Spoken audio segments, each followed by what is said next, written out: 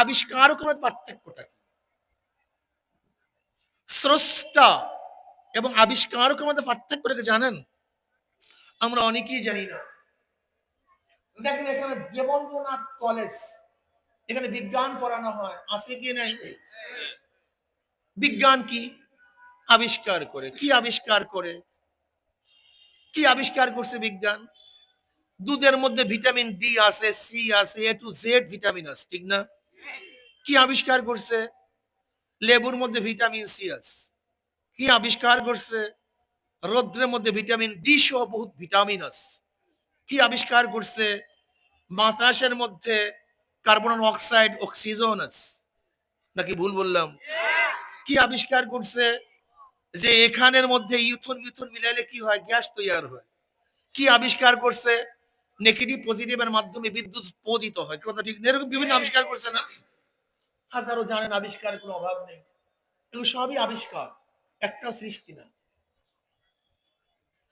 বলেন তো কি? একটাও সৃষ্টি আবিষ্কারের পার্থক্য। আচ্ছা বলেন তো, ভিটামিন সি লেবুর মধ্যে আছে, এটা আবিষ্কারের আগেও কি ছিল কি ছিল না? তার মানে জানার আগেও তার মধ্যে ভিটামিন আমরা জানতাম না, মানুষ জানছি। রৌদ্রের মধ্যে এইটা ছিল, আবিষ্কারের আগেও ছিল কি ছিল না?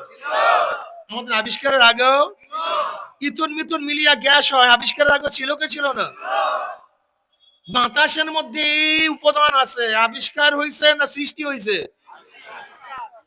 গাছ কার্বন অক্সাইড টানে, অক্সিজেন আবিষ্কার না সৃষ্টি?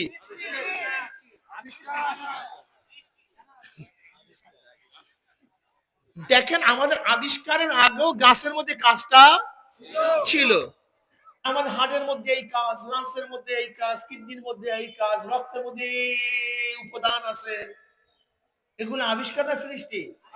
তাই গোটা দুনিয়ার কোন মানুষকে সৃষ্টি করতে পারে নাই, সব আবিষ্কার করছে। এখন আমার প্রশ্ন হলো, আমরা তো আবিষ্কারও, কিন্তু স্রষ্টাকে